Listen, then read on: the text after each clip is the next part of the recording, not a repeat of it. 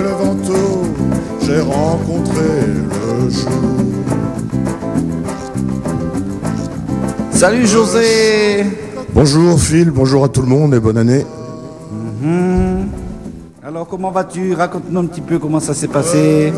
Oh, ça s'est passé tranquillement. J'ai passé le réveillon avec l'association Caresse des Antilles que je salue. Hein. Et puis le reste du temps, j'ai laissé passer le temps. C'était bien? C'était bien. Vous êtes bien amusé? On s'est bien amusé. Il y a un petit ennui technique. Bon, vous savez que les platines sautent assez souvent. Le morceau de José a sauté, mais c'est pas trop grave.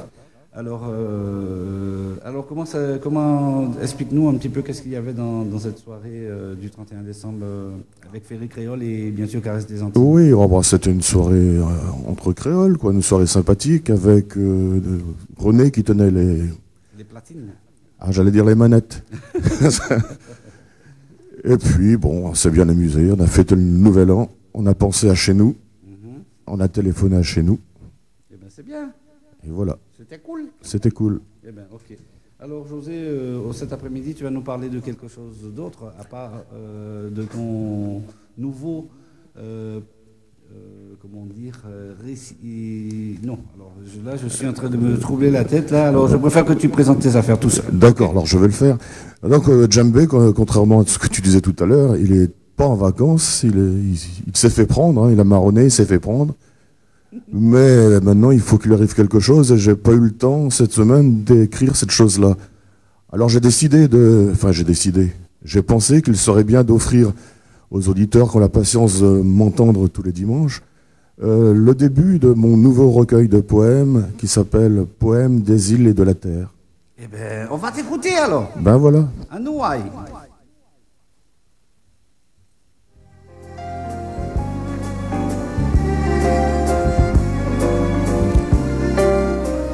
Assis comme un moine copiste, le pinceau à la main, dessinant des bambous d'une main qu'il voudrait ne jamais voir trembler, maîtrisant le silence avec des mots qui claquent comme le tambour bel air, Zobel interroge les ombres. Au loin, sur l'océan des îles, la main se charge de terribles orages. En cet été torride, la terre a soif de jardin. Il y a cette gare et ce train, même pas noir mais bleu, du bleu profond de ces abysses où reposent les coques des bateaux naufragés. Il y a cette gare et ce train omnibus dont chaque arrêt est une escale vers l'infini. Il y a cette gare, ce train qui lentement s'ébranle et qui traverse les nuages.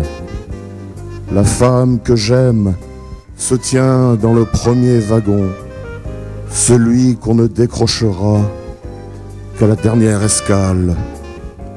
Il y a cette gare là-haut, au milieu des étoiles.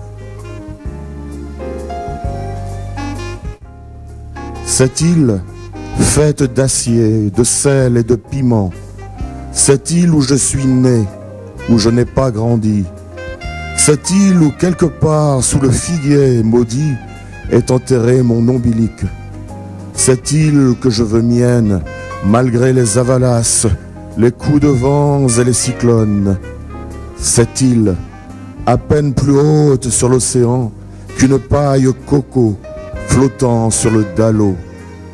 Cette île où le soleil dresse des couronnes de gloire à la misère des guenilles. Cette île où le regret d'Afrique se lie dans les regards. Cette île où la raison déraille quand se pose la main. Cette île qui concentre sa rage dans les entrailles du volcan. Cette île où quelque part, sous le figuier maudit, est enterré mon ombilic.